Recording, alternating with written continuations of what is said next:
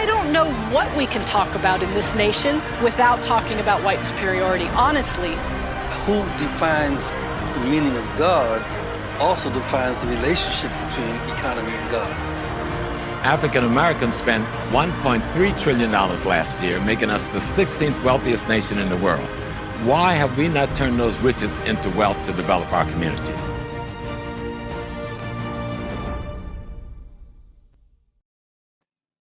Peace, family. It's so good to be with you guys for another edition of HAPI Talks. Tonight, this is going to be fun because all of our guests are from Detroit. They are part of the official HAPI Detroit delegation. That is the name we're giving them. We may add some more people onto the little delegation, but right now we are rocking out with these 4 individuals tonight. So I first just want to get just some regular business out the way. Number 1, if you are not signed up for our newsletter, okay, let's just start there. Our newsletter, that is the best way to stay connected to what we are doing. That way you always know where we're at, where we're going to be having a screening, a show, just whatever. And so you just have to go to hapifilm.com and click the little button that says get connected, put in your email address, and there it is. We actually publish a newsletter every single month. And in this newsletter, we always highlight an economic innovator, someone from the past who has laid the foundation for us to be here tonight. And we will talk to Dr. Ken Harris about somebody who I know is special to him that has laid the foundation for us in the past, for us to be where we are right now, financially speaking. And we have a health article. We do some financial 101 information. We always showcase a Black business. And for all of you, a side note, for all of you that sent in your ads and that are taking out space in our One Africa commemorative book, we will be showcasing you guys in our newsletter all year. And so that's one of the perks. If you signed up and you sent us you bought ad space, we will be showcasing you also in the newsletter. And we get a couple thousand people on that newsletter. So that's pretty cool. And then we always have happy news. One of these actually 2 of the articles are written by young people. So we are always engaging the youth. That's actually that's one of our tenements. HAPI movement, it's considered a 4 tenements. The first one is to love Black people. Number 2 is to support Black businesses. Number 3 is to become more financially literate. And number 4 is to teach the youth the truth. And so everyone here tonight actually does all of those things in some combination. So it's going to be really fun talking to them. So make sure you sign up for that. Happy Film, hit get connected. Now, while you're on hapifilm.com, there's a bunch of other stuff you can do. And I'm going to put this up here. You can also, this is the main thing we need everyone to do. Get your tickets for the One Africa Power and Unity Conference. Okay, there you go. There's our website. You can pick up gear. I have one of our HAPI t-shirts on tonight. We have DVDs of our 2-hour documentary. Some people don't know we actually have a documentary. We have a documentary that we released in July of 2020. So that's, you can pick that up, DVD copy, or you can just get a digital copy. But hapifilm.com has all of that. Now, the One Africa Power and Unity Conference. This is occurring in Detroit, Michigan, April 30th and May 1st.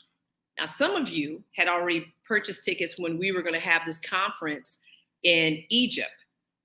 Your tickets are fine. You don't have to do anything. You are good to go for April 30th. All you have to do is check your email, go to Eventbrite, put it in your search bar. You're going to get the link 2 days before we get started. And I'm going to also send it out every morning, just in case you can't find it. But, you'll just be able to click the button and see what we're going to be doing in Detroit, which is going to be straight power. Okay. The lineup is incredible. We're just so blessed to be able to have everyone on, coming to Detroit. And let me put that up so you guys can see all the good people we have coming up. We have Dr. Karanga, Dr. Malefe Asante, Dr. Chika Akua, Faina Bello, Dr. Lynn Jeffries, Dr. Rosalind Jeffries, like they both rolling. Asar Imhotep, Dr. Theopil Abanga, Jabari Ozazi, and we have Dr. Susan Tata. You know, that's super cool. I haven't met her. I mean, I've been on her show, but I haven't met her. So this is going to be really nice. And of course, we can't do anything without Infudishi Jahutimis and Professor James Small. You know, that's the OG. That's what I call Professor James Small. So this is going to be a dynamic conference. If you cannot make it to Detroit, because tickets are going actually pretty fast. So we only have 220 of them. So if I were you and you were just thinking about coming to Detroit, you need to get your ticket right now. We will be at the DoubleTree Hotel that's downtown Detroit. And it's going to be a beautiful 2-day conference. Now, if you can't come to Detroit, or you just want to chill at your house, that's cool. Live stream. You just go to hapifilm.com, get your live stream ticket, and you will be set up. You're going to sit at home, have your breakfast with us. We start bright and early, April 30th on Saturday morning at 9 a.m. and we do not stop until 6 p.m. And on Sunday, we start at 12 and we end at 4 o'clock. So it's going to be a really packed event. Make sure we got some little hidden surprises up in there. So get your live stream ticket. And it's also important that if you already have your ticket, to tell somebody else. That's the whole thing about what we're doing at HAPI. It's inclusive. It's to, make sure we are not only taking in the information, but we're sharing it and we're actually doing something with the information. And that's what we're going to really harp on tonight. So it's not just about us talking about, power and unity and holding hands and all that stuff. There's specific things we need to start doing like today. And so without further ado, I'm going to go ahead and start to introduce our esteemed panel, which is going to be great. So let's first start out with the Honorable Scott Benson. Scott Benson is a council member here in Detroit. How you doing, Honorable Scott? Good evening. Hey. Yes. And then we got this young brother, Dr. Ken Harris, okay, who is now running the National Black Business League, for all of the United States. And he is breathing new life, okay? Let me tell you, we had a screening in Detroit and this brother came out and I was just like, wait, who is this Dr. Ken Harris? I was like, we have to have more conversations with him. So this is a great, platform. The other two sisters will be joining us shortly, but we will definitely get started with these two brothers. So thank you guys for coming. Thank you. Thank you for having us, Felicia. Yeah, this is always. We admire our councilman in Detroit, who is, example of Black excellence. And so I got to give a special shout out to Councilman Benson. Thank you for all you do, my brother. Hey, man, Ken, thank you very much. Thank you for all you do. We need to have more representation and cats organizing our business community as well. Yeah. It often gets overlooked when we talk about economics and business. It's Black business and how we need to support and make that happen. And you take care of that. Thank you. Yeah, thank you. And I'm so glad you guys are already getting the party started. Yes. So Dr. Leonard Jeffries, he has developed and talked about this for over 40 years now, is the pyramid analysis, which is economics, politics, and culture. And we cannot really have a financially independent society without all three things happening, at once. So you guys represent politics and you represent the economic piece. Let's start first with you, Honorable Scott Benson. I just love saying Honorable Scott Benson. I feel like you need to be a judge or something now. So let's just tell everyone a little bit about you and how you even got into politics and why would you, get into politics? So thank you for that. So number one, born and raised Los Angeles, California, went to Hampton University, HBCU, joined the United States Coast Guard at the end of my sophomore year because I had a choice. I could either continue on at Hampton University or go home to Long Beach State. I said, I'm going to become economically independent. So I joined the military, U.S. Coast Guard. They had the best program at Hampton when it came to ROTC type program. They paid for my junior and senior year, plus my graduate degree. And it gave me a guaranteed job. And therefore, I moved to Detroit after I graduated from Hampton and then went on to the Officer Candidate School. Had a 28-year career in the military, both active and reserve. Several deployments. I like to play with guns and roll around the sand. So I went overseas a few times.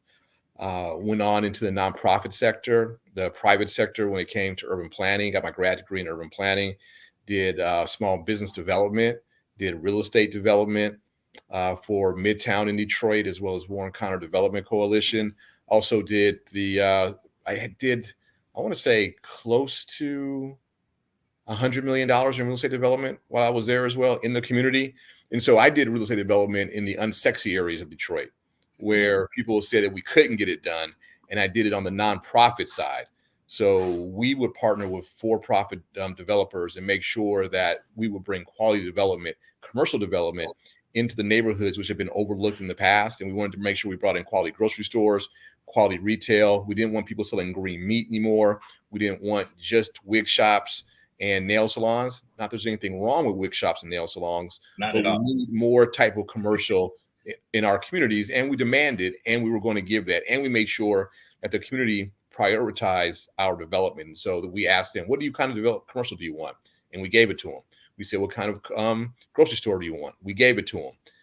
This is in the early 2000s. And so every time you said what kind of restaurant you want, it would always come back Red Lobster. Red Lobster wasn't coming, but we were able to give them a great chicken, the Chicken Shack, which is a real iconic, fast, casual type location. We gave them a Aldi's. We gave them Foot Locker, which is probably one of the best selling per square foot Foot Lockers in the state. So we were able to bring in quality, high traffic commercial to the our community as well. We did some mixed use development as well. And we did that with keeping in mind that we needed to serve our community that was having some mental, emotional health challenges. So we had that prioritized for the tenants there as well. So we've been able to do a number of different things. And so it really had an eclectic background when it came to my time when I went on to city council. And the reason went to city council was because I went away to the war in 2008. And when I came back, my neighborhood was exponentially worse than when I left. And I decided I was going to put my money where my mouth is. And I actually went on and ran for office. I lost twice. I'm at the state level before I won at the city level. So, and I believe that was probably the best space for me anyway, is to go to the city level where you really have an impact at the ground, at the grassroots level versus the state. It's really at a 60,000 foot level, but a city council person, we impact your everyday life, your trash, your lights, your police, your fire. We impact you at the ground level every day. I hope that gives a brief background on me and who I am. And I've known Ken for a number of years as well, just through being a great business advocate and making sure that Black businesses have a voice in the city of Detroit. And that's always been, for me, one of my passions as well, making sure that small businesses, and we look out for the business voice, because oftentimes it's overlooked or it gets disparaged in that conversation. And we got to make sure that we include our businesses. And your new mayor has really been vocal about supporting businesses and making sure that they're part of the community as well. So I like your new mayor so far. You talking about mine, Eric Adams? Yep. Okay. we gotta see what's good. He's different, and he's new. Day by day. He's different and he's new. As I said, so far. So yep, so far. Yep. And that's how we just have to roll. So far, we're just going to see how it goes. Yeah. Well, you know what? You gave actually a great segue into introducing Dr. Ken Harris. Tell us a little about yourself. Oh, well, thank you so much, Felicia, for having me on this platform. It's an absolute blessing. I can tell the ancestors have blessed you a long time ago. You represent everything in the Black community that we want to see, Black excellence at its fullest fashion. I'm a Detroit native. If you ever been to Detroit, I'm a West Side Russell Woods boy. I grew up between Linwood and Potowski in the neighborhood, and always had a passion for entrepreneurship. Several years ago, I was fortunate enough to take the helm of the National Business League, founded by the iconic and legendary Booker T. Washington in 1900. We are celebrating 122 years in legacy. And most importantly, we have a platform that allows for us to spread economic empowerment, not just in the United States, but throughout the globe. We have 120,000 members nationwide. Our regional offices are in Detroit, Atlanta, Los Angeles, and our headquarters in Washington, D.C. We have over 125 Fortune 500 corporate partners. And most importantly, we manage chapters throughout all 50 states and internationally throughout the entire Pan-African diaspora. So we are excited about what the future looks like. Booker T had it right. This is the time. His message is more relevant than it was 122 years ago. I get a chance, along with a great team, great leadership across the country, to put armor on these old tires. And as I would say, the revolution won't be televised, it will be digitized. And we get a chance to be a part of that new experience. And so I'm excited to be here. I'm excited to build from a technological standpoint, the same things that our ancestors did when they built the pyramids. And so this is a great time. Ken, I just want to interject. Did you realize that your organization was established by Hampton University graduate? Oh, no question about it. No question.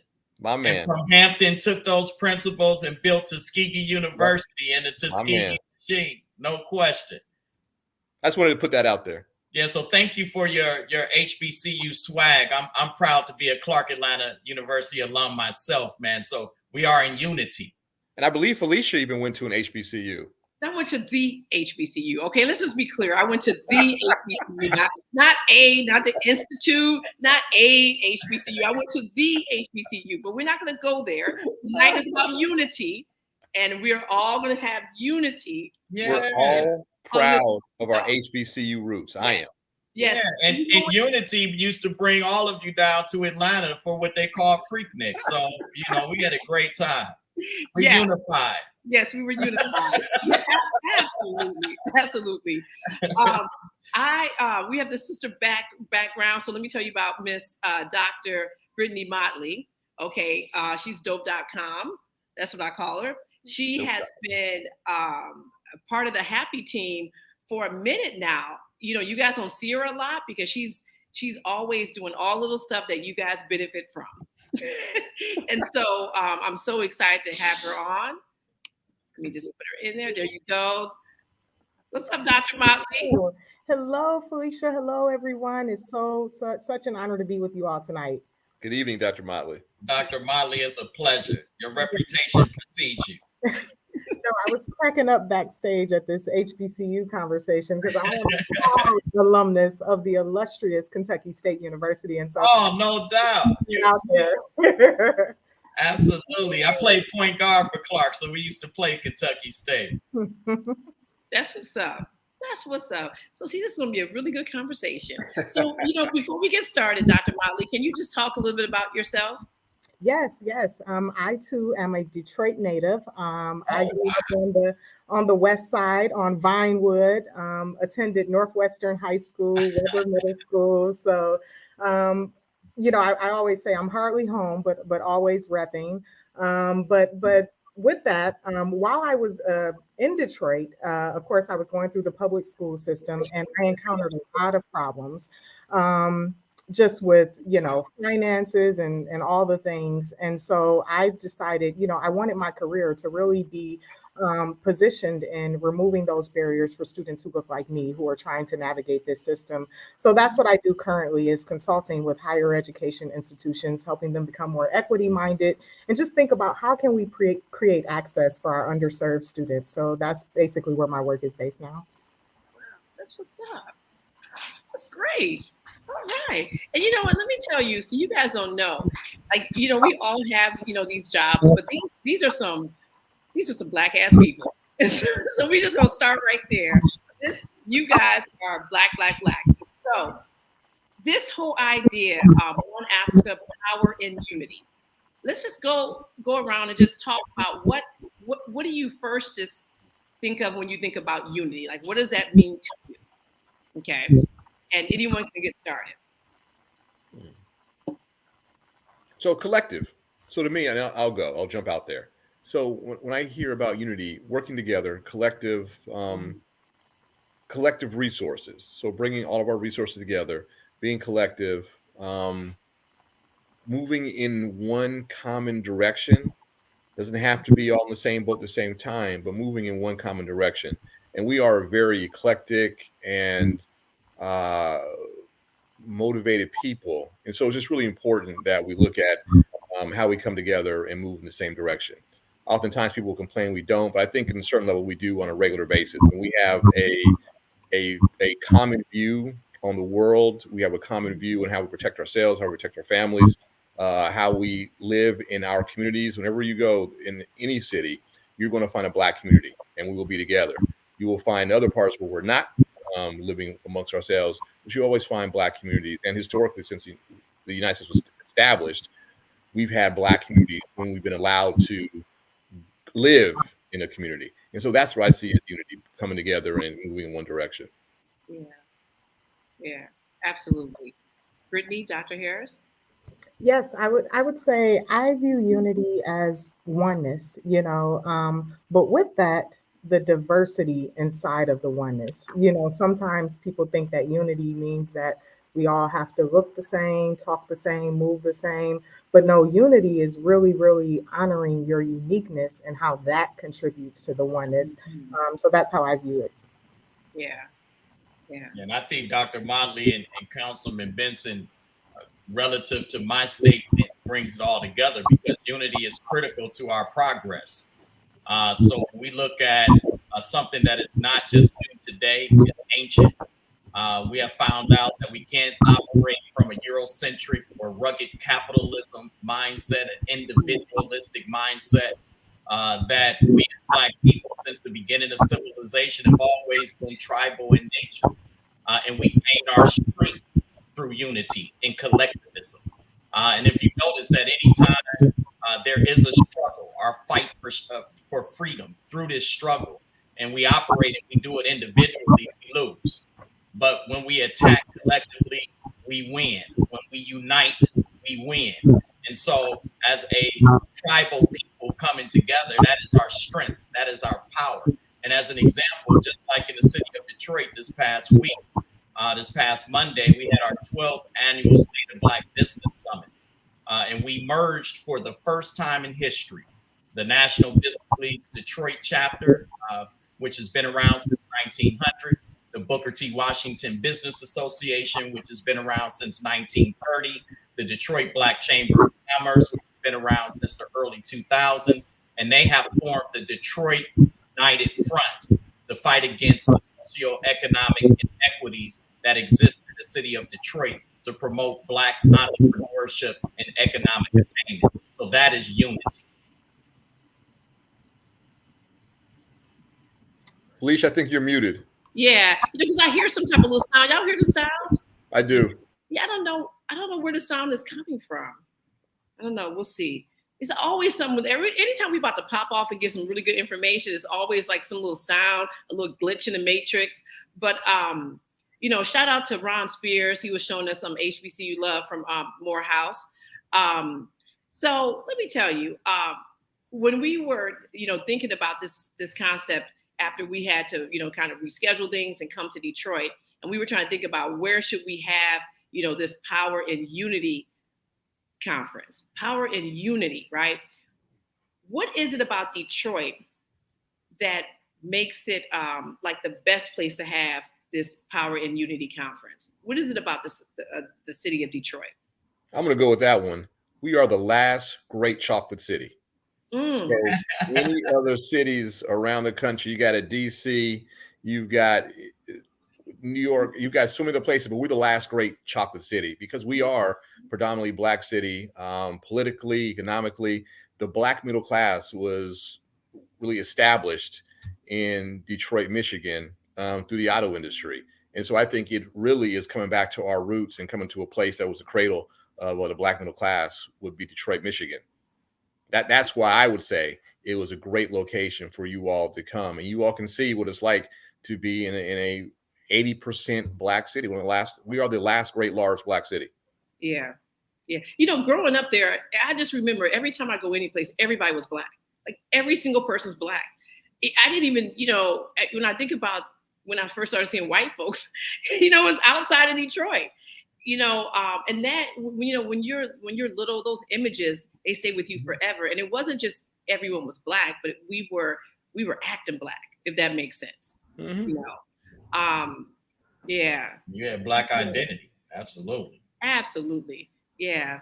You guys want to add on to that about Detroit?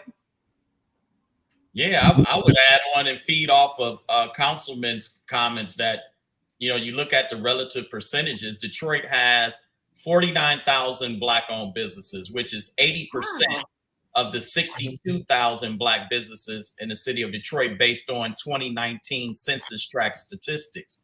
So when you think about the economic synergy, and Detroit is ranked number 5th in the country behind New York, LA, Chicago, and Houston in terms of Black entrepreneurship, startups, and production. But 95% of those firms are home-based business owners, solo entrepreneurs, or one-employee firms, or on-the-job hustles.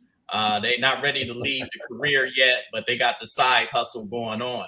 So if we just think about what the potential of unity could do, if we wrapped resources and ecosystems around that economic potential amongst Black businesses, if we could just help them create 1, 2, or 3, or 4 more job opportunities for the community, you could quadruple the economy and have our own Black Wall Street in a way that's never been seen before. So I look at Detroit as untapped economic potential. We just have to focus on Black businesses. Tons of upside. Yeah, and what you said, 49,000 Black-owned businesses are 49,000. Ranked number 5 in the country, 2019 census statistics. And that may have changed because you look at what COVID did, where it's been predicted by CBS News, Wall Street Journal, New York Times, that either 40% of Black businesses either closed their doors permanently or were 1 or 2 paychecks away. But what we have actually seen was an uptick in entrepreneurship in the Black community because we have survived every recession. Mm-hmm. So we've already knew how to pivot in some cases because that was the only industry for us to bring in a sustainable economic situation for our family. So, there's an upside and a potential to the amount of Black businesses that exist in the city of Detroit. Yeah, no, absolutely. Dr. Motley, I see you over there writing. You taking notes. See, this is how all you doctor types are. You guys are you take copious notes so you can put this, pen A to B. So what you saying over there? What you writing about? What's interesting is I was just talking to someone earlier about the impact of globalization. Because I was saying, when you travel now, every city looks the same because of globalization. Mm-hmm. Like they're zapping cultures, the gentrification, all of the things.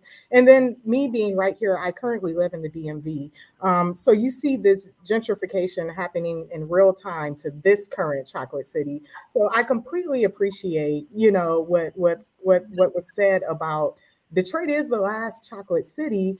And Detroit has power. Detroit people just know how to hustle. They know how to make something out of nothing. They know how to innovate. It's just kind of in our blood, to Dr. Ken's point. Everybody in Detroit, I bet you they know how to do. I bet you somebody knows how to do hair. They know how to do something else. We're just very, very resourceful. And so I think that's so powerful. And I do think that we need to harness that and kind of find a way to show people this more so they can adopt that as well. So just agreeing with what everybody else said.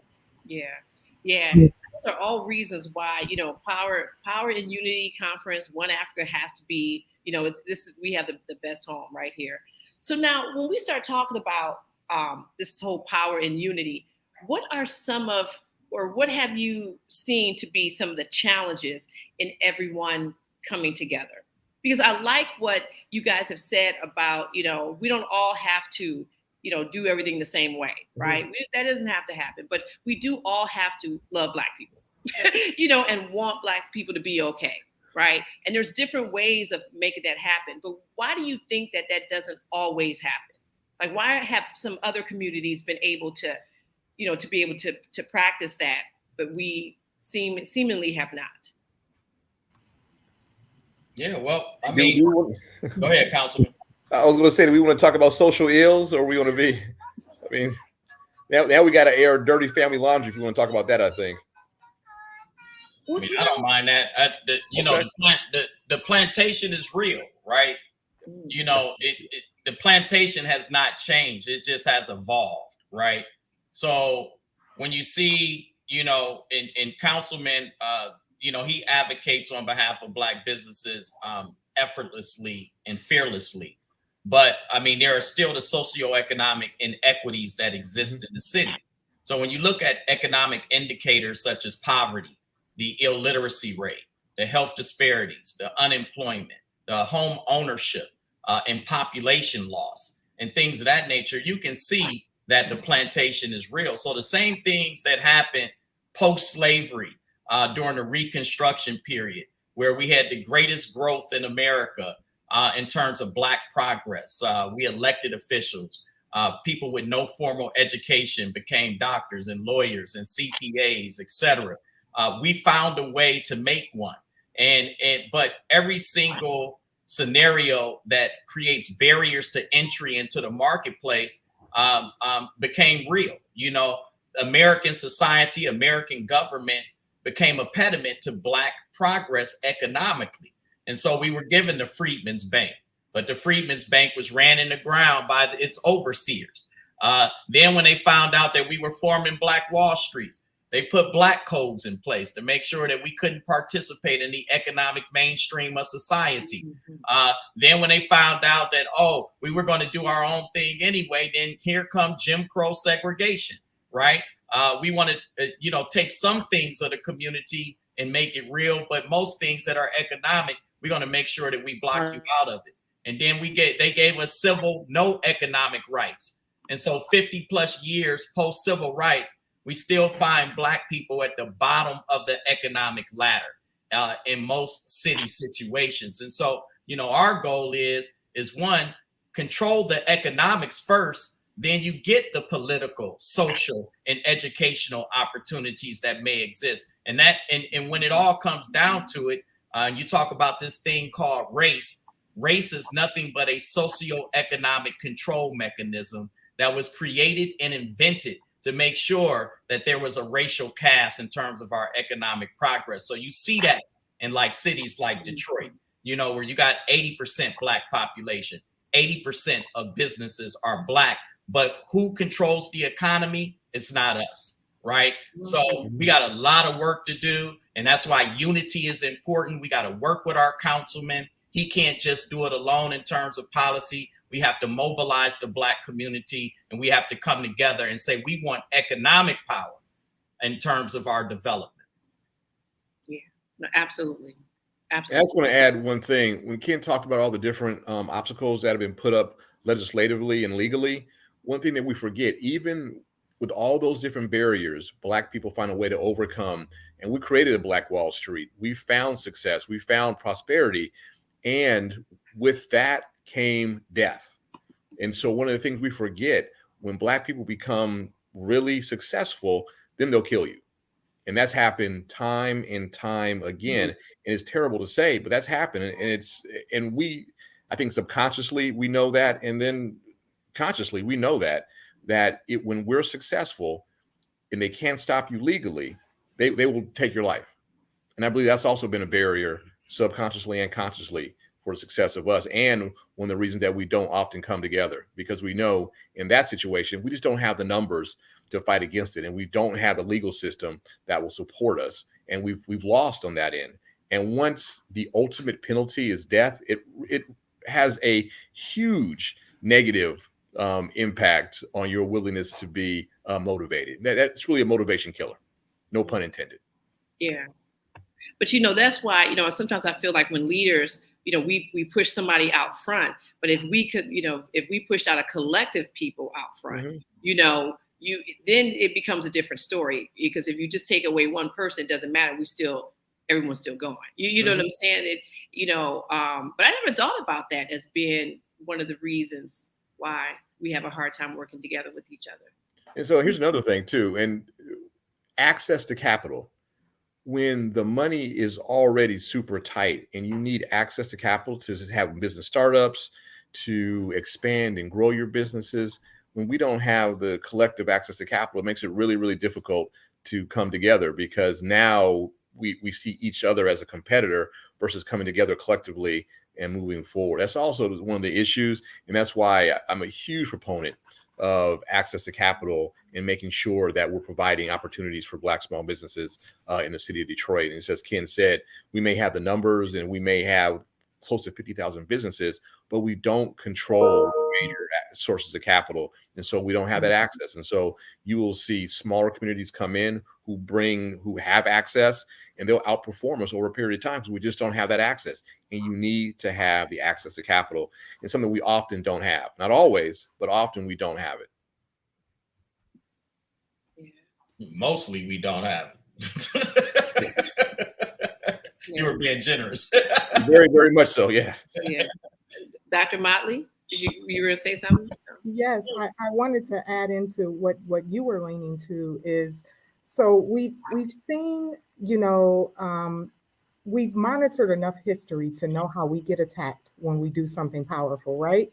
And so I think history has taught us to not personify a movement, because the minute you do that, you make that leader very, very vulnerable for attack. So what you should do is you should use that unity to lead the movement again. So it's not one face, it's not one person who has to be kind of, the catch-all, the person under attack, but you have this whole, kind of movement behind the thing. And then, this confuses the enemy of how do we infiltrate? How do we attack this thing? And so I think that's really the power of unity. The minute you personify something, it's easy to go down with that person, and it's easy to kind of make the movement, how sometimes movements lose their credibility just because one leader does one thing out of character as well. And so again, this is, the minute we move that personification away, we have a way more powerful thing, to enact change. So I think that's the key, is knowing history as well as knowing thyself. We've seen the Jim Crow become a new Jim Crow again and again and again. Absolutely. You know what I'm saying? And so we know how they attack us. We know the ways that they're coming, and we should, use that knowledge of history to appropriately move forward. Yeah. No, yeah, absolutely. And speaking about like history and knowing ourselves, let's take it back, couple million years here. So, when we were thinking about this conference and, we were like, yeah, it's going to be in Egypt, returning to the source. It's a lot of times, well, there are some people, okay, not anybody I know, but there are some people that sometimes hit us up and they're just kind of like, why do you guys keep talking about this Nile Valley? Like, why is that so important for what we're doing right now? And what would be your answer to that? Like, what would you say to that? It's the essence of our being. It's fear comes from not having identity. So when you don't know yourself, you don't know thyself, you don't know where you come from, you don't know the essence of your being. Our story didn't start with slavery. Our story started with birthing and preparing civilization for its growth. Birth out of the Black woman's womb. And when you go back, and I've spent a considerable amount of time in Kemet, I've traveled from the upper Nile to the lower Nile. I've been able to see the magnificence of Black excellence and what our ancestors left us on the walls. We invented almost everything. We created just economies. We were massive entrepreneurs. Everyone knows of the story, if you don't, of Mansa Musa, who was probably, if he equated his economic potential today, he would be the richest person to ever live. And during that time, he gave away so much gold, he caused inflation amongst other communities and nations, right? But we didn't look at gold for its economic value. We didn't look at things in terms of material, superficial. We looked at that as a blessing from nature, our humanity, our gift from the earth, right? And so it took thousands upon thousands of years for outsiders to finally penetrate the Kemetic system that operated for thousands of years. And when we go back, we were kings and queens. We were the first pharaohs, undeniably Black, right? Black women didn't have a problem with a man, right? We operated as a unit. And in Kemetic spirituality, we were not in fear of death. So we were not afraid to die, to fight the struggle when once we saw that we are up under attack. And so, you know, when we look at and we go back and we retrace our history, we find our greatness, and that's the power of today. We are to bring forth that knowledge to the next generation because we are still fighting the system of white supremacy, which is structural, institutional, systematic. It's very strategic and is very directed at Black people, and it's a global operation. And so when you look at us, we're not a minority. We're not people of color. We are a global majority with an ancient history. And that is what is going to prepare us to lift ourselves and liberate ourselves for the future, knowing where we came from. And we come from a great, great, powerful people. Absolutely. Yes. I was like, I had to stop shaking my head because it looks like I'm just going like this. But I'm like, yes, we can learn everything from the Nile Valley. You know. Yep. I see Dr. Wiley, go ahead.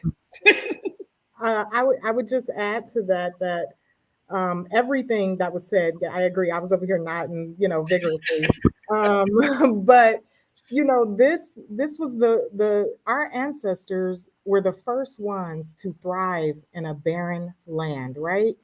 To do something like that, you have to be a systems thinker. You have to really have a balanced brain. You have to be able to marry the reality with those things that we can't see, the spiritual. You know how you have those who are too spiritual, that's not really of good use, and those who are too logical, where it's just like, where's your emotional intelligence?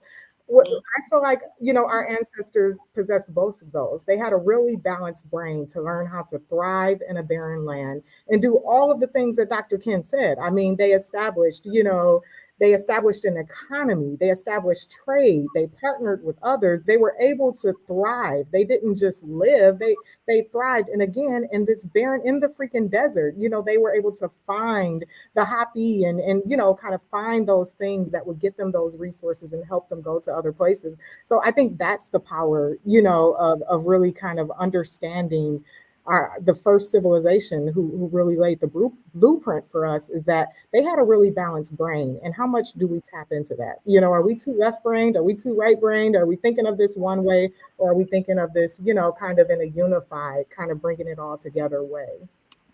Yeah, no, absolutely. I was talking to Dr. Harris earlier this week. And anytime you have a chance to sit down and talk to Dr. Harris, you just take out a little piece of paper and a pencil. You just start taking notes. And one of the things he talked about was being builders, right? Which goes along to what you're saying about, we created systems. It was this balance. We had a balanced brain. So Dr. Harris, can you just talk about, with everybody, what you shared with me in terms of being builders and why that is one of the most significant things we need to think about in terms of what we're doing right now? Yeah, no question. You look at what was lost during slavery. We were robbed of our native language. We were robbed of our culture. We were robbed of our identity. And we also were robbed of our spirituality. And what I mean by robbed of spirituality before religion. And being the foundation for spiritual essence, for religious and theological thought. Our ancestors operated in what they called the Ka, spirituality. And so we were able to manifest in ways, build in ways that transcended the pyramids. We're still trying to figure it out. I mean, folks are so marveled by our inventions and creations. They're saying that aliens built it.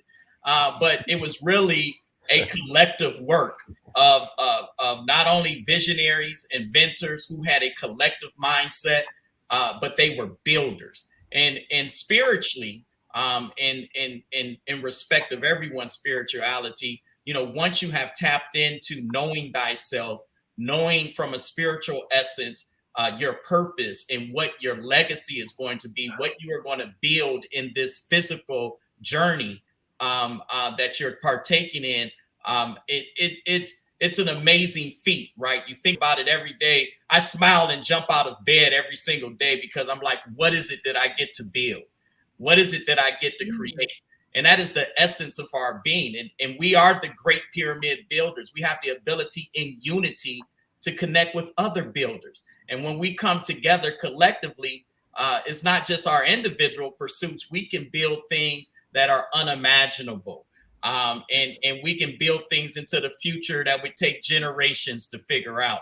So it's us getting back to our spiritual nature, which I think is the essence of our ancient Kemetic civilization that lived at one point in time. And I think it's now coming back. You're seeing a lot of things like mental health, preparation, self-care, mind, body, soul, spirit, heart, alignment, and balance. You see people taking care of themselves. You're seeing people eating right. You're seeing people going after mental health and yoga retreats. They're getting back to their spiritual essence. And that is allowing us to free and liberate ourselves and build like we have always done. That's remembering who we used to be as great builders. Yeah.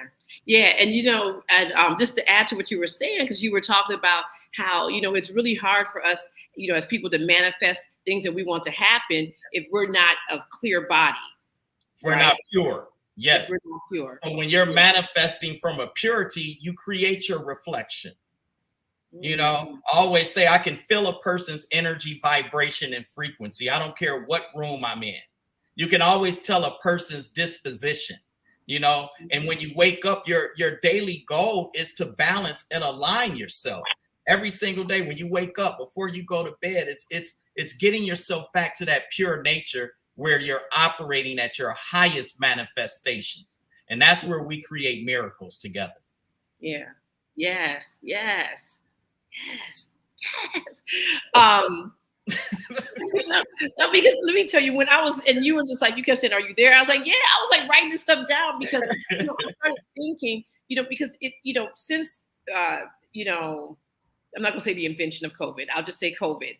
Since the pandemic started, there was a lot of, it really gave us a time to really just sit at home with nothing else going on except for those verses. That's it, right? And it was, a time where we could really start to get back to who we were. And a lot of us came out of it with just very different people thinking differently, and in this manifestation stage. And so that's why I can really appreciate you when you were just able to just articulate for me, that I was like, what, you're right. Like that is, that's a real thing. That's how we get things done. So I just, thank you. Yep, Ron Spears is like facts. Yep, facts right there. Yep, facts. Ron Spears, right on time. Yep. Ron is traveling with us, and he's also going to be at the conference. He's Detroiter, and he's going to be on shortly because he's doing a lot of wonderful things. With the youth in Detroit and taking them to Africa. Like this guy got a whole lot of stuff going on. So we're going to have a conversation with him. But yes, Brittany, you want to add something? Nothing on my end. I think you covered it very well. I know, because you were like nodding your head like me. And so now when we start to just, when we start to just attack this, because this is the thing. So it's nice, we're talking about these things and, we can even visit Egypt and start to, know it for ourselves. What are some specific things when we start talking about unity that everyone can do? Like things that they can start like doing tomorrow. Anything? I would jump in and say, and I know this is going to sound like an answer you probably weren't expecting, but deep self-work. I think it's really understanding your individuality is how you can contribute to unity. Because again, think of unity as this body, right? You know, everybody typically wants to be the head, or they want to be the hand. They want to be one of those big, nobody wants to be the pinky toe of the body, right? Like nobody wants to be that thing, but the pinky toe sustains the balance of the entire, you know, it's like super important. Yes, understand who you are and how you can contribute to. So I would say some tangible things you can do is dive into that deep work of knowing thyself. Journal. What makes you tick? What do people typically come to you for?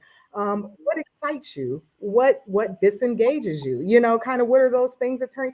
Figure out what really, really moves you, and do this often, because this journal exercise today will be different tomorrow, you know, but constantly think about who you are, and thoroughly understanding your individuality is how you can really contribute to, you know, unity. Because once you understand who you are, authentically are, and how you can do a thing, that's where we see that power coming, and that's where we can know how to activate different individuals and kind of, you know, build that body in that way.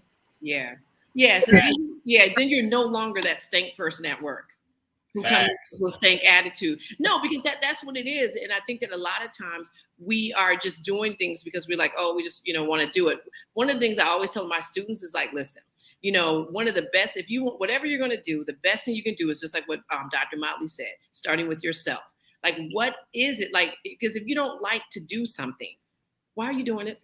Because you're going to be doing it and you're going to be making everybody else mad. They're going to be like, why is she doing it?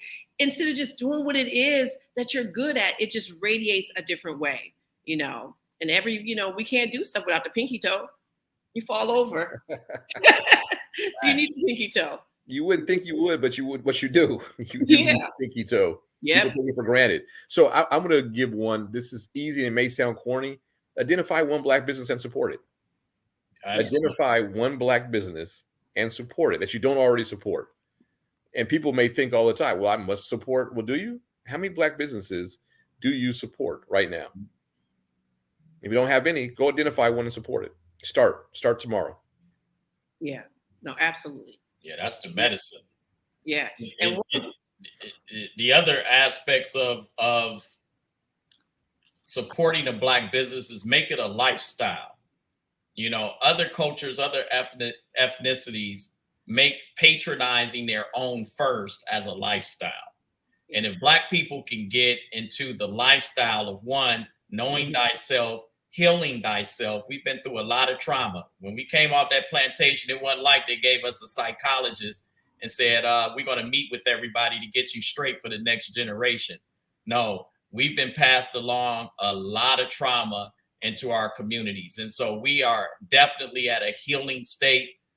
We have to focus on ourselves. You're right. During COVID, it's a tremendous opportunity. You had no choice but to look in the mirror. Yep. You had no choice but to face yourself. And that's the essence of life, and not to be in fear of it as well, because there really is no right or wrong. There's lessons and blessings. That's what life is all about. We are to challenge ourselves through our problems and our struggles. We are to meet our struggles with happiness. And with that becomes a better self, a better knowledge of self, and to face those fears that may even go back to our childhood in terms of our existence, and deal with those things head on. It may be difficult. You may fear it. You may not want to challenge yourself, but best believe the effort that's made liberates your mind, your body, your soul, your spirit, your heart, and it allows for you to align in a way that manifests you into a whole nother dimension that you have not attained in life. And so that is the essence of what we have to do. Make it a lifestyle of self-care, self-love, and self-healing, and patronization of Black businesses. Mm-hmm. Absolutely. And let me tell you, one Black business everyone can do right now is go to that hapifilm.com. Okay. That's right. It's been strolling down there. It's the One Africa conference. Let me just throw that on back up there so everybody can see right there. Look at all those people. All these people are going to be in Detroit. The tickets that the actual like if you're coming to Detroit, those tickets are almost gone. Okay, so I'm telling you right now, we can only fit how many people we can fit in there. So if I were you, and if you were thinking about doing it, just go ahead and purchase your ticket for Detroit. It's a 2-day conference, and you can also while you're at that conference, get the HAPI documentary. Yes. If you want to understand economics from a historical, ancient, comedic standpoint to present day civilization, get you a copy. I go and not only have purchased copies for myself, every person that is interested in business, I refer a copy of that documentary for anybody going into business or in business currently. Yes, thank you, Dr. Harris. I mean, I'm glad we are recording this. I'm gonna take that little snippet. We're gonna see that all on the social media tomorrow. But you know what? See, that's the thing. You know, it's so part of when you know yourself, right? Part of when you know yourself is that you can give somebody a compliment, you can help somebody out, and you don't think that they're taking anything from you. No question. You know, you can't take this with you. We only got a short time. Exactly. And the thing about this is that you're right. You blink, it's gone. I listen, I look at my kids, and this kid is about to be in college, and I'm just like, God, I remember I was nursing you, you know, and it seems like it was literally just yesterday. We are on a spiritual journey in the physical form. Yes. That physical form has a time stamp on it, whether you want to believe it or not. The spirit will live forever. Yeah. I'm sure when I see Councilman Benson the next time, he will be even more handsome. Oh, thank you for that. That baby would be even bigger. God, I remember the baby was like this little. Then he was like, "Oh, I'm at the game with the baby." I'm like, "Damn, the baby's at the game." Like he's not, he's coming out being a baby. Oh my gosh. But yes. So make sure you guys get those tickets. We are live streaming. Okay, it's live stream. It's only $50 to sit at your house and watch those 12 people talk and inspire you. Okay. No, that's a master class, Felicia. All the folks that you have, I'm sure Dr. Motley agrees, that is a master class on Black identity, culture, economics, political, social, educational. That's the whole thing. Those are the legends in the room. Yeah, it's everybody. Those are the elders. They coming back to give to us so that we can move forward. Yes. And here's your next lesson. This is a Black business. Support it. Right. Yes.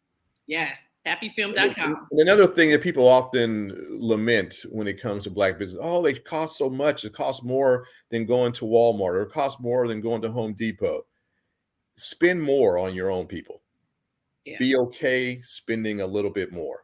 The other man and other woman, they're going to be okay spending a little bit more in their own community. Be okay and be happy to spend a little bit more and support your people. And Councilman, you're exactly right, because of course a Black business needs to charge a little bit extra. It's not like we were given access to capital to form that business. You know, our way of operating is going to cost a little bit more. But most importantly, if I got to pay 10% more, I know the return on investment, the return on inclusion is going to come back, because that 10% I know can potentially hire another Black employee, bring on another Black contractor, and also spread the word in the Black community. So the trickle down effect in terms of patronization and paying a little extra with a Black business comes back triple-fold. Yeah. And I see a lot of in the chat, a lot of people are talking about how they support Black businesses and their suggestions on how to support Black business. So a lot of people are out there practicing what we are talking about, what we're preaching, they're practicing. Group economics, collective economics. There you go. Yeah. Buy the block. Meet Councilman Benson and find out which block needs to be bought in the city of Detroit. Let's go buy the block and build it up. We got plenty of those in Detroit. A lot of opportunity. Plenty upside, Ken. Plenty upside. Yes. And you know what? And again, if you look at the HAPI film, we photographed a lot of Detroit up in there. And then one of the things that we started, we have Professor James Small that opens the film, and he talks about the fact that we, contribute 1.3 or 1.2 trillion dollars to the economy, and we really don't have nothing to show for it. As of last year, 1.6, which is larger than Switzerland, Mexico, Canada, you name it, Australia, Russia. We spend more than those nations combined. So here is a little something. And this is from my econ professor at Hampton, Dr. Mungo. He talked about being producers versus being consumers. No question. Unfortunately, American culture has taught us, and this is where our families have been for generations now, to be consumers versus being producers. And many of our families don't have a history of entrepreneurship. And so we are automatically into let's get a job and then let's consume, let's outshine Susie, let's outshine the Johnsons, versus let's save, let's live beneath our means, let's save for the next generation, let's start a business, and then let's produce versus consume. Not everybody, but oftentimes it's what you see. And so that's just really a cultural shift and a paradigm shift that we have to have within our own communities, which also goes back to supporting Black businesses and being willing to spend a little bit more within your own community to support Black businesses. Yeah, we didn't think long game, not short game. Mm-hmm. Yep. We got to think 2 and 3 generations down the line. Absolutely. Yeah. So, this marriage between politics and economics, what are some difficulties you think that's been happening, with the marriage between politics and economics within the Black communities? Personally, as an elected official, in seeing what we do in Detroit, I think that we have the political power in Detroit. And I've said this at HAPI before. We have the political power, but we don't have the economic power. And so when you have economic power, the political power is something that becomes more of how do we shape the policies to make sure that we can continue to grow our economic power. When you have the political power, but not the economic power, you're shaping policies to make somebody else's economic power grow. And that's problematic.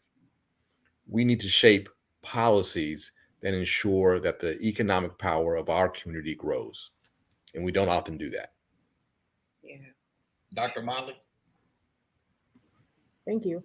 I would say that I think marrying economics, politics, as well as culture is the perfect recipe for creating a system. And we know that systems are sustainable. They rarely can be infiltrated. The only way to dismantle a system is to, well, I don't want to say the only way, but a way to dismantle the system is to recreate a new one. So we know that systems are super sustainable, but I think, those 3 things that you all highlight in HAPI are the perfect recipe for creating kind of a sustainable system. You're right. We can have, these strong politics, but we need the economics. We can have both of those, but we need a powerful culture to sustain us. That's the knowing thyself part, as well. So I think all that trinity is super powerful and really sustaining a culture of people. Yeah.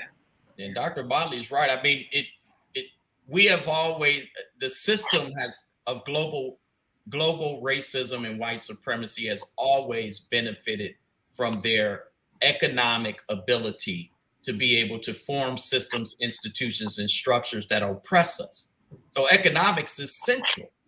Race was actually formed on the premises of socioeconomic control. And my mentor, Dr. Claude Anderson, if you all haven't read the books, Powernomics, Black Labor, White Wealth, the Black History Reader, you need to get those books right away. But one of the core principles that Dr. Claude Anderson always said is gain economic first before you try to gain economic power before you even think about any other power, because economic power will lead to political, educational, and social power. And when you think about the city of Detroit, only 14% of the population votes. So you don't really have the type of synergy economically in terms of representation to be able to control the political infrastructure. I always look at politics this way. Politics is the oil to the wheel. It's not the wheel. Economics are the spokes on the wheel. To keep that wheel turning, we need to create economic opportunities, an economic engine. And when you got that economic engine, you can, like Dr. Claude Anderson say, you can buy a politician, right? You can support a politician. You can buy media support. And we've actually, both good and bad, have seen examples of that in the city of Detroit. So, you know, in terms of self-sufficiency and independence comes from economic power. You have a more vocal voice when you're economically liberated. You're not worried about losing your job, or, you know, worrying about the check coming in, or how you're going to feed your family, what kind of school system you send your kids to, you know? So all of that contributes towards what I believe, again, is the foundation of all power, which is economics. And I would tie in spiritual and cultural as well. Dr. Motley is right. When you tie in, we are the culture, in my belief. So when we finally embrace our culture, we tap into our spiritual essence, and we have economic power equipped with it. Oh man, it's just a matter of time, and we will return back to our natural place in civilization as kings and queens. And we're on our way, because young people not having it. You know, if you ask them what do they want to do when they grow up, 98% of young people is going to tell you, I want to own my own because I'm tired of being owned by somebody else. Yeah. And, you know, a way that the, people who do, because there are people in our community that have money, right? And then sometimes you ask yourself, well, like, why are they not investing? Well, that's the cultural piece, right? And so that's why we can't have nothing if we don't have all three. You know, you have to, to have money, but not have any like love for Black people. What's that going to do? Yeah, you're going to continue to spend your money outside of the community. Mm-hmm. Yep. I think we have Kenneth Kelly, who is the CEO of First Independence Bank, who's also in our film. You know, when we were filming this scene, and he started talking about how long the dollar stays in the Black community, when he said 6 hours, like we were like, huh? I mean, like, we literally had to stop the tape. He had to do it again because we had comments. We were like, wait, what? You know, we just couldn't, like 6 hours. How many people went on Amazon today? We need a Black Amazon. That's right. We do. Like, and we don't need a Black portion of Amazon. We need a Black Amazon. Like some of these things, and I just think, this part, somebody was talking about it in the chat, is that we have to support each other. But there's so many things that we have to do. And I think one of the things we got to figure out is, like, in what order do we do these things, right? And so if all Black folks can say, okay, for 1 year, I'm just going to do something different. Okay, I'm just going to believe in this, or I'm going to support in this and see where it goes, then those people in those leadership roles, because a lot of this stuff is already in place. We're just not utilizing it, And if we think in further down the line, like Councilman Benson said, and Dr. Motley, is we need to be training our kids to own businesses at 6, 7, 8, 9, 10, 11, 12 years old. We need to be preparing them with those tools, because those are the tools that are going to be actually what's needed in the workforce, needed in as they navigate going into entrepreneurship or even working for someone else. I mean, even if you're in a career, you can still be entrepreneurship minded, right? So our children are not going to get in the current public school system entrepreneurial skills, entrepreneurial life skills. We get that, I hate to say it, in our 20s and 30s, right? So we need to start our kids forming businesses, starting businesses, learning the mechanics and the tools of how to grow a business and sustain a business from beginning to end. You see it in all the other cultures. They have their kids behind the counter, working the cash register, all the way to selling out in the streets. I mean, they get their children operating with an entrepreneurial mindset at a young age. Yeah. My youngest son, he's slick. He's 14, and now every time he wants to buy stuff, he'll specifically be like, "It's Black owned, mommy. I checked." And he'll go over. He's like, he has all the little things. He's like, no, they're Black owned. No, like really Black owned. These are pictures of the people who own it, because he knows I'm about to just be grilling him. But I'm always like, I was like, you could make that. Like you could make that. Like there's somebody, that can make, that is making this, that you're purchasing. You can make it yourself. And this is, so yes. Dr. Molly, you was about to say something? She did look like she was itching to say she's ready. She's like, yeah, come on. I feel like we're doing like double dutch. She's like, come on. Okay, my turn. Jump on in. It was interesting my face looked like that because I had nothing to say. Oh, okay. All right. No, but with that, I would say, while we're talking about supporting Black businesses, we do have to reframe our thinking to give Black businesses grace. We know that they may be under-resourced or things, may be happening, and it will be different. And so we do need to, kind of give space there too. And then there was another thing when Dr. Harris was talking about grooming folks to become entrepreneurs. I think there is a balance to that. Going to what Councilman Benson said about producers and consumers. Yeah. If everyone is an entrepreneur, who's going to work for you? And so again, I think it goes back to understand your place, that this entrepreneurial, lifestyle may not be for everybody. It doesn't mean you're less progressive. It doesn't mean, something is wrong. It doesn't mean you lack power and unity if this isn't your goal, because we need balance in all things. Yeah. So that would be just the two things I would add. Yeah.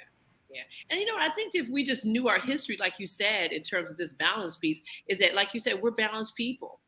So we should, every time we look at anything, we think we should be thinking, like balance. Yeah. Who said that we were monolithic in nature, right?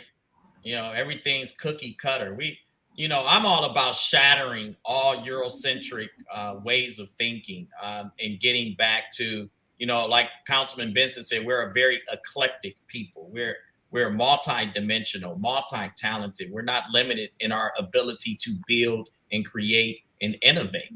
And sometimes when we have that freedom to build and create and innovate, the masterful nature of us reveals itself through our spirit and through our hands and through our ability to focus on something. And so when we can get back to that without all the stress of going to work and being hammered at the job and then having to worry about the economic means to keep the lights on in society and things of that nature, then we can truly start to reach our full economic potential. But it comes from the wholeness of our ability as individuals because we did the work on ourselves. Yeah. And that's what we got to get back to. We heal thyself and know thyself, and we're able to come together truly as a community and build something magnificent. Yeah. No, absolutely. Yes, I'm with Sharon. Sharon's like this. Teach. One of our longtime supporters, Miss Sharon Anderson. Yes, she's right on there. And so tell us, can you, Dr. Harris, talk to us a little bit about the Black business group? Like, what exactly is it that you guys are doing? Wait, I just thought it was something going on. Do you hear that noise or something? I heard it. It keeps going. I don't know it wasn't doing nothing, and now it came back. Okay, it's good now. But what was your question? I apologize. Well, can you just tell us about your organization and just really what it is that you're doing? Because I don't know if people really understand what you about to what you have been popping off and what you your plans for this organization. Yeah, I mean, we're not reinventing the wheel, right? Booker T. Washington had it right. He formed this organization post-slavery because of the different economic barriers and constraints to go into business. So Booker T. Washington wanted to have an institutional process, not a personality-driven process, but operate from an institution. He was an institution builder. Again, he was that creator. He was a builder that created Tuskegee University. So when you think about the National Negro Business League, to promote the success of Black business, the commercialization of Black businesses, education and training, we have a platform that creates access to capital by merging traditional banks, CDFIs, MDIs, minority depositor institutions, community financial development institutions, for those who don't know those acronyms, and to leverage resources and to deploy them effectively. And most importantly, to mobilize us into ecosystems to where we can network, we can share information, we can educate and train each other in an efficient way. And then we can provide those opportunities. And then for the mainstream, in which Booker T was masterful, most people don't know that he was supported by the Rockefellers, the Morgans, the JP Morgan Chases, et cetera, to build Tuskegee because they bought into his idea. So you see programs like what we did over the the last couple of years. We put about $20 million in resources to Black businesses over COVID, because we knew we needed to step into the gap to help not only Black businesses survive, but thrive. So we put a $10 million grant program with Amex together to give $5,000 grants for businesses to be able to pivot in the digital divide and to gain technology, because folks who own restaurants, storefronts, et cetera, they got shut down, right? And if you didn't have daily customer interaction by people coming through the door, you had to pivot towards using technology. So you needed to get that mobile app. You needed to develop some curbside services. You needed to develop, if you're a restaurant, some food packaging and logistics and things of that nature. So, you know, we had to really step into the gap for that. So our organization is really set up as an institution on the national level, the regional level, and we have our local city chapters, and we all come together for our national convention. We share ideas, we network, and the way that we're going right now, it's a global thing. So we're doing trade missions to Africa every year. We got Kenya trade mission, Ghana trade mission, South African trade mission lined up for 2022. And it's all about economic exchange and us reclaiming and rebuilding Africa, or Kemet, the land of Black people, which is an untapped resource. And I can tell you, people from Kemet in Africa are welcoming us home. They are asking us to return. And the dollar is much valuable from the United States over in Africa right now. Land is plentiful. You don't have the stress of all the bureaucracy and red tape that you see here in America. So that is the next frontier for us. And so I think this is a wonderful time, and that's what our organization does. And we're going to take it to the next level. Like I said, the revolution won't be televised, it will be digitized. And so these young people, they got these cell phones and they know how to use technology, and they're growing their businesses on social media unlike ever before. And you're not just limited to 7 Mile and 8 Mile or Dexter and Livernois or Gratiot or Mac and Bewick anymore. Right? You can actually take your product, commodity, good, and service from 7 Mile and market it in cities all across the country and in Africa, the Caribbean, and all throughout the world. So it's an unlimited, untapped potential. And why not have an organization like the National Business League to help you get from A to Z with the least amount of gray hair and stress? Yeah, that's one Africa. One Africa. It's like you're right there, one Africa. That's what's up. The first time I heard you talk about it, because this is exciting, right? You know, we have not. I feel like we've never had so many resources as we do right now. You know, and it's literally it's a type away. You know, one of the things when you were talking about, all of us were talking about supporting Black businesses, but also I think that, when we're paying a little extra cents, I think there's some other things that need to kind of happen in that way, right? So first of all, I think other Black businesses need to support other Black businesses. Mm-hmm. There's Harlem Chocolate Factory, which is here in Harlem. And one of the things that she does is like her chocolate, her whole, it's like when you're eating her chocolate chip cookies, it's a Black chocolate chip cookie, because every person along the chain, that everything, the sugar, but it takes her a minute. See, and this is where we talk about having patience with Black folks, right? It takes her a minute because she has to, she gets the sugar that comes from North Carolina, all these things. And it's literally like a man in a truck who goes up, he hits all the little farms, drives it to New York, and then she makes her food. So when you go in there, you're like, damn, you ain't got no chocolate chip. You don't understand that, but it's a Black chocolate chip when you eat it. That extra couple of dollars she putting on there. And I think that Black businesses need to kind of also think about that, but then also think about the customer service side. I'm going to say it. I'm just going to go ahead and say it. But social ills. Yeah, the customer service side, too. And, it's, people, I think it has to be a love connection, right? You have to appreciate me coming into your store, and I have to appreciate having a store to come into. And if we both feel that way coming in, then there's not, it's not drama. Because there's a lot of times, I go to places where I'm just like, I can't. But yet I go to a Bank of America. Like I saw a video today. You guys seen the video of Ryan Coogler getting arrested? No, I read about it though. Yeah. We go there and we, and you'll keep going back after getting arrested.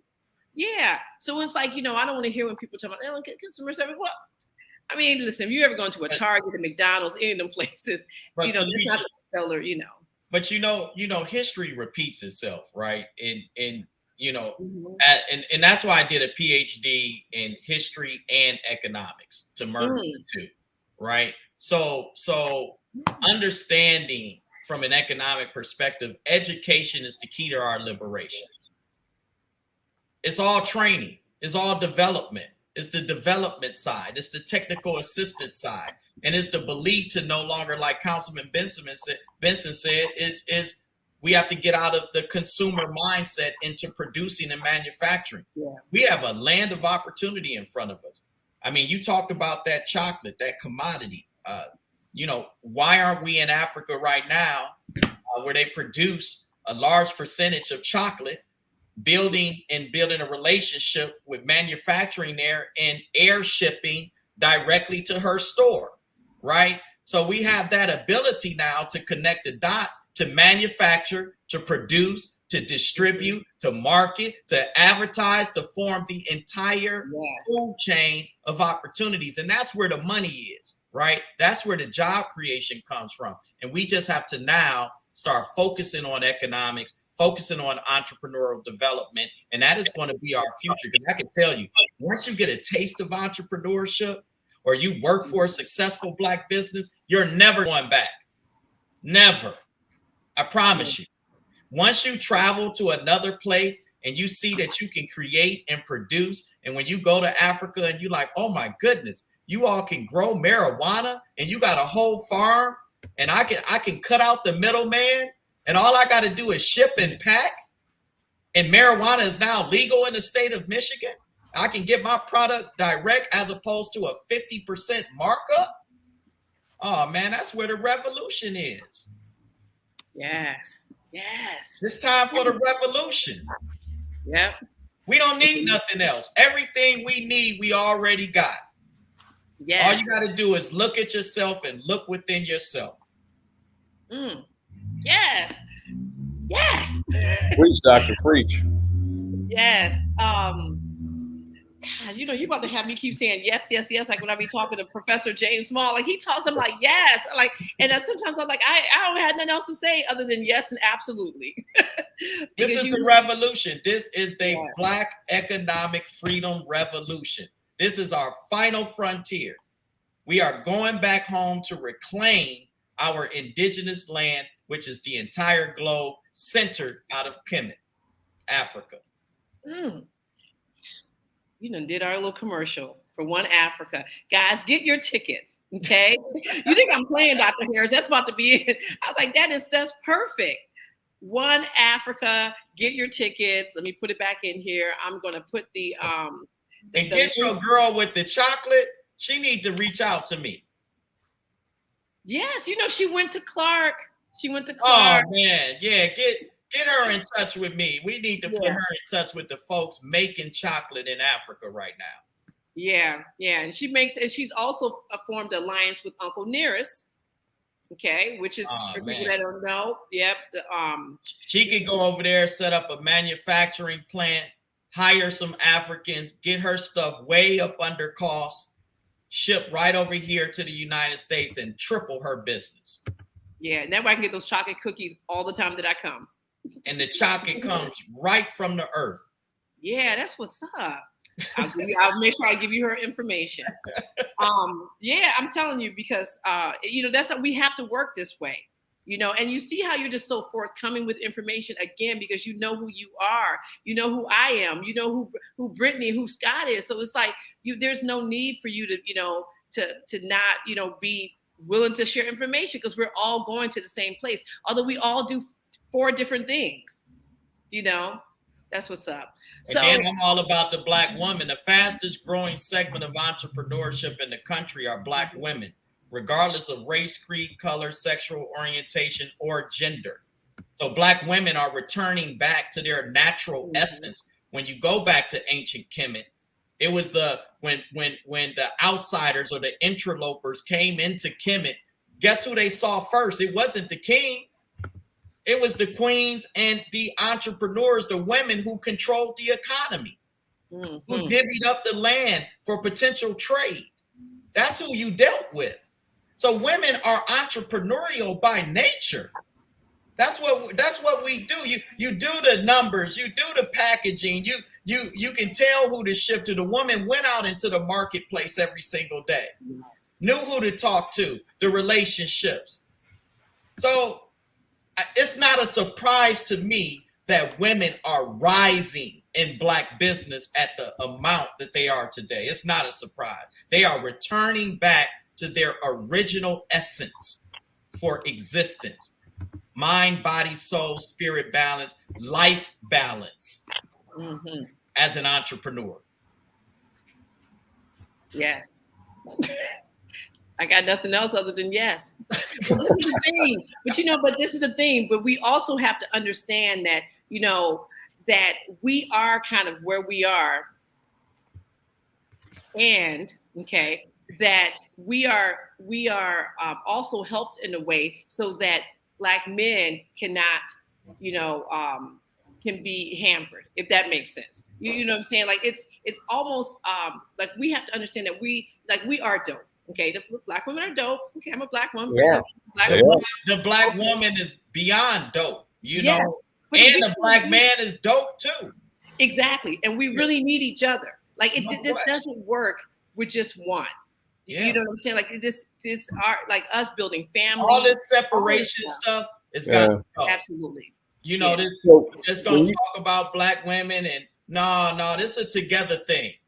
And that's about economics as well. So when you talk about the fastest way to move someone out of poverty, I'll say the fastest way to move a woman out of poverty is to get married. The fastest way for a woman to move out of poverty is to get married. In the city of Detroit, 66% of our households are headed by a single woman. Close to 35% of our residents live at or below poverty. Yep. Now think about how that number changes if you reduce the single-headed households from 66% to 33%. Cut it in half. No question. And just imagine how many people move out of poverty. Now you say, well, it's not for everybody. Marriage ain't for everybody. I tried that. It didn't work. Well, I'm not saying everybody get married. Just cut that number in half and see how it changes the economics, how it changes our trajectory as a people in Detroit.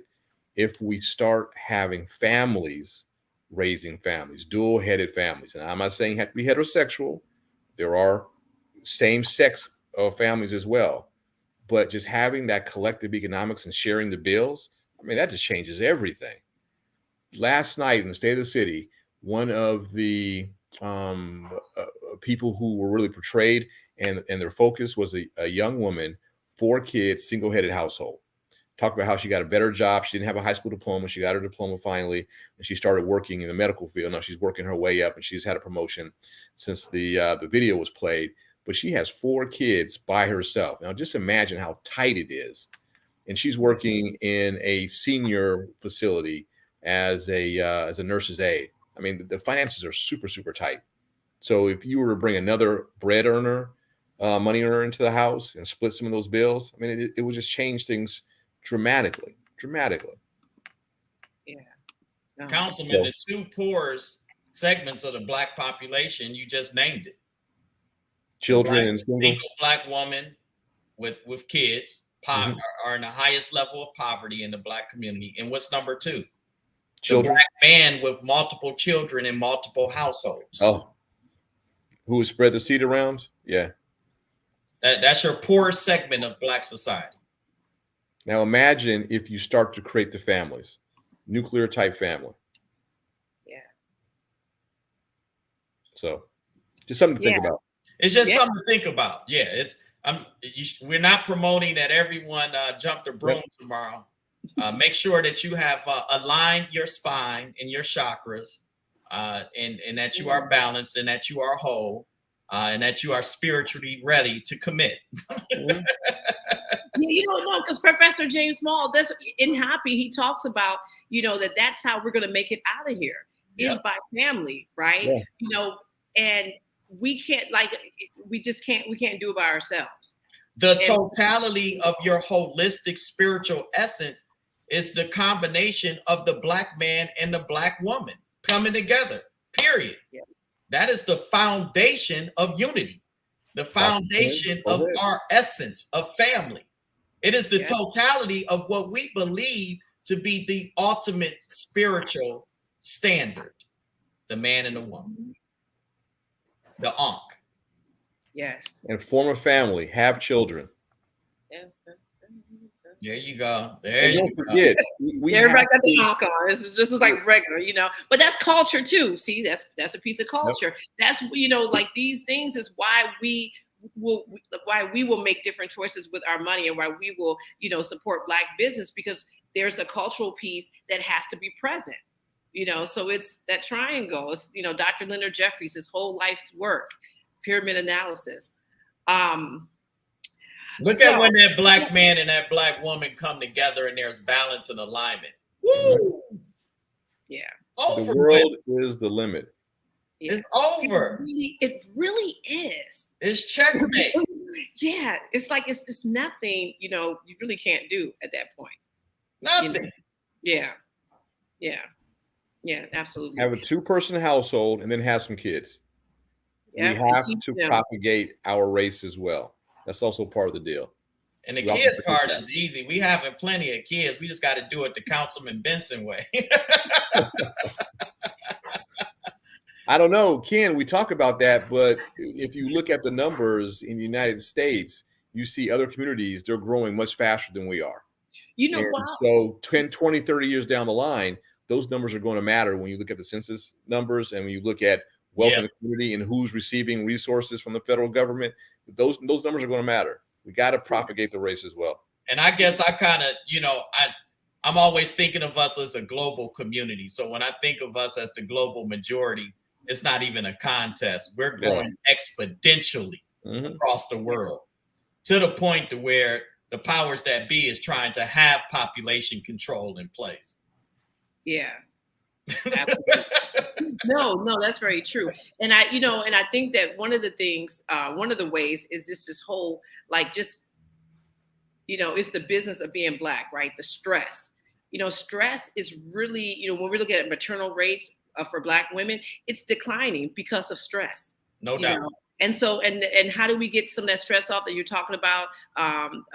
Scott Benson, Honorable Scott Benson, is being with someone, right? So you don't have this financial weight that you're carrying around. You have all the stress. You can't carry babies.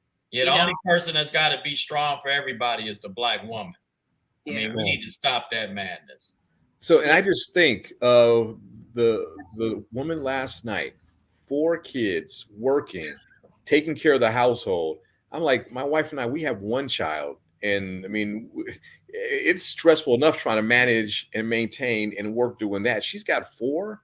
And so you're coming home, you're cooking, you're doing homework, you're getting dressed, you're taking a baseball, you're making sure dance recital is on time, you're getting to work, and you're doing it all over again.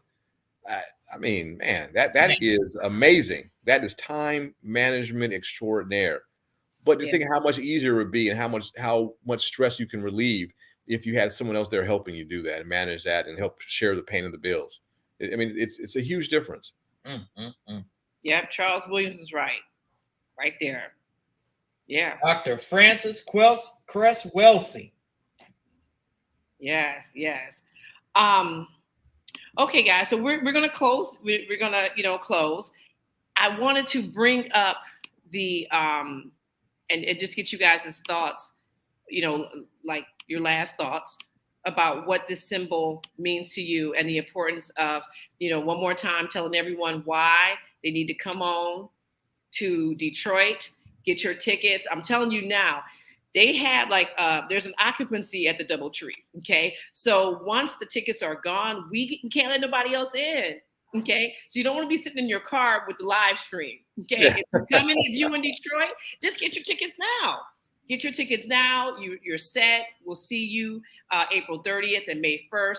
But if not, if you are already planning on live streaming with us, don't wait till the last minute. Get your tickets right now. That way you have your link, you set up, and you are going to, just be present for this dynamic weekend of scholarship. This is our new logo, One Africa Power and Unity Conference. And is this, when you were talking, Dr. Harris, and you were talking about the stuff that, your organization is doing in Africa, but, this right here, this is exactly what you're doing. Absolutely. You're not just talking about it, you're making it happen. So, we'll start with you and just, your thoughts about what this means to you and the importance of why people need to get to Detroit for this conference. No, again, just thank you. It's been an absolute pleasure. Anytime I'm on a panel with distinguished guests like the Honorable Councilman Scott Benson and Dr. Brittany Motley and her intellectual prowess, I just feel special. I feel honored. And to have the grace of a Black woman leading this discussion allows for me to be my own Blacknificent, right? And so, I appreciate you sisters and brothers for what you're doing. What I will say is support this conference. Felicia, we want to back you.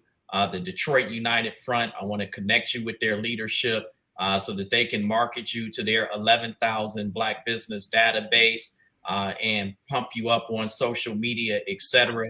And like I said, we are in building mode, so we can't do this alone. This is about coming together. Negroes with egos will ruin anything, right? But when we get back to looking at the collective synergy of Blackness, then we'll start to rise to the level that our ancestors could be proud of. And so we're going to support you. Congratulations. Thank you for this platform. And I'll be there myself. I'll fly in town to be at this conference to witness the greatness that you have assembled. Thank you so much. Thank you, Dr. Harris. And you said something that made me remember that I had to say this, is that we are going to have the first official HAPI marketplace. So there's a whole floor in the hotel. It's just going to be vendors. And this is our, we had always thought about when we would show our film, we would have a marketplace. But up until this point, we really haven't been in a space where we've had the luxury to have space to do this. So if you want to vend and you are in Detroit, you just go to hapifilm.com, hit the little ticket, get your vending, space. We giving you the table. You got free internet. It's going to be beautiful Black people up in the house. Yes. Yes. And keep in mind, you are supporting a partially Black-owned establishment. Yes. So Emmett Moulton is partial owner, good friend of mine, advisor to our organization, is a partial owner of the Doubletree Suites on Fort Shelby in Lafayette. Yeah. I called them and, I was just like, oh, yeah, I'm here, blah, blah, blah. And I was like, oh, Dr. Harris. Oh, wait, let me, I was like, oh, my God. Let me just start saying Dr. Harris's name in Detroit. That's what's up. Thank you, Dr. Harris. Man, I hang out with Councilman Benson, man. It comes easy then. You meet everybody. Yeah. So, and Honorable Scott Benson, what would you like to add? Oh, without a doubt. And so I also know Emmett Moulton, and so Emmett Scott Moulton, and so I'm a big fan of his. He was the planning director, economic development director for the great mayor of Detroit, Coleman A. Young. And so I take his counsel on a regular basis. Whenever I can support Black developers, I do. I just want to say I am looking forward to attending, since it's going to be in Detroit, and since I actually live and work in Detroit, there is no excuse not to go. But I want to go and learn as well. And having this depth of knowledge is huge. And you don't often get the opportunity to learn from this many scholars in one place. So take advantage and take the opportunity. And just as the logo talks about, you're looking at the African diaspora around the world, going back to the continent. Now, how often do you get a chance to talk about that, what it means, and what type of business opportunities are there? And so there are so many other communities. They invest in their homeland. Why aren't we doing the same? And just as Dr. Harris said, there are so many opportunities that you're unaware of how you can invest your money and grow your money. And why not invest and grow in a place where you come from, where your roots have been laid, and where they want you to come back?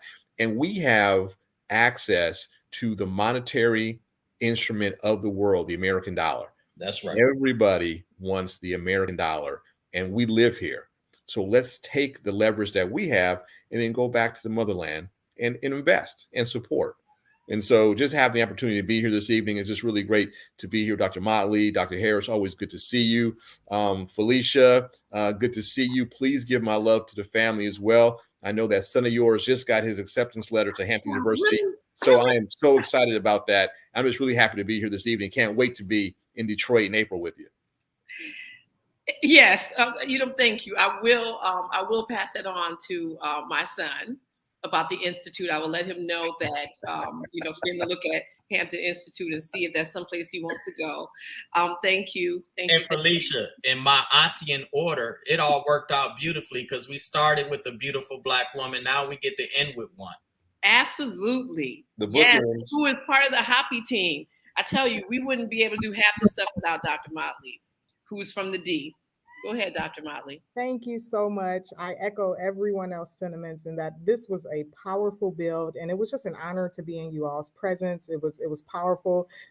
What you all showed illustrates why the Black family is under attack, and so I just enjoyed this conversation. It felt empowering. Like, I feel encouraged. I learned something, so I'm super grateful. I would say I will see you all in Detroit. I will be there. I can't wait. I'm looking forward to it. And my last thing I would want to leave people with is, I think the most unproductive conversation we can have as Black men and women is what I like to call the oppression Olympics. You had it harder, or this is that, or this is, that's the most unproductive conversation we can have. We are all in this together. We are all systemically oppressed in some way, and we need to come together. We need to unify to combat this, is kind of what I got from today. So I truly thank you all and can't wait to see you in Detroit. Yay. All right. And, I want to thank TH. I don't even know who TH is, but TH is always giving me so much love in this chat. And so thank you, TH. Thank you guys for all coming through. We will be getting back with because you guys are the official Detroit delegation. Yeah, I love that. I love that. But thank you guys so much. I will definitely I'll be talking to you guys a bunch more times, but thank you so much. All right. Peace. All right. So there you go. The Detroit delegation was up in the house. I tell you, this has been not only enlightening, but this is just the beginning, the start of us in Detroit in terms of bringing people that are key players and showing you guys like what Detroit is all about and why we picked them to be the place for One Africa. I want to just give out some shout outs. I know we didn't have a chance to, earlier, because we just kind of jumped to the conversation. Shout out to TH, Brenda Allen, Ron Spears, Sharon, T.I., Tashi. I think that's how you say her name. Yes, Tashi. I am going to put the link for, I'm going to put the link for the Eventbrite, because all you have to do, just go to Eventbrite, type in HAPI, and we are right there in terms of, making sure that you guys are in the house for the One Africa Conference. And again, if you cannot make it there, it's okay. You can live stream. And if you already have your ticket, that's cool too, because we will be, honoring all the people who bought their tickets for One Africa when we were going to be in Egypt. You guys are automatically set up for One Africa in Power and Unity Conference in Detroit. It's April 30th. Okay, I'm gonna put this up one more time so everybody can see, that we are about to that we are literally about to get this thing started. We have the great scholarship that will be in the house right there. We have Dr. Karanga, Dr. Leonard Jeffries, and Dr. Rosalind Jeffries, Baina Bello, Professor James Small, Dr. Susan Tata, Jabari Ozazi, Dr. Diapila Banga, Dr. Malana Karenga, Dr. Malefe Asante, Dr. Chika Akua, Mfudishi Juhutimis, Asar Imhotep. That's everybody. Professor James Small. I think I said him once, but that's I'm not gonna say anything. He may be my favorite. I'm not gonna sign on to that, but I'm just saying, I love me some Professor James Small. So this is the conference that everyone needs to attend. Okay, our goal is to reach 1 million Black folks. Okay, and we know that is possible.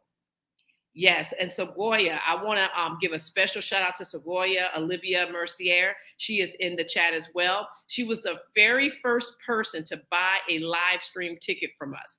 And then I found out that she bought a ticket to come check us out in Detroit. So we are always, myself and Taiki, are always so excited that we get to see all the people that we are always chatting with or emailing with or whatever in person. So this is going to be, a spectacular event, 2 days, Saturday and Sunday in Detroit. It's just very important that everyone come through. In closing, right there, you can go to hapifilm.com. That's where you get everything. You can sign up for the newsletter. You can make sure you get your tickets. And like I said, those Detroit tickets are actually selling out. Okay. And we're not going to be able to fit people in, like we wanted to. So if you were thinking about coming to Detroit, make sure you get your ticket now, but get the live stream so you are set. You sit there with your family and you are prepared to be inspired. On Monday, you get up a whole new person. All right. So please make sure that you guys are supporting and hapifilm.com.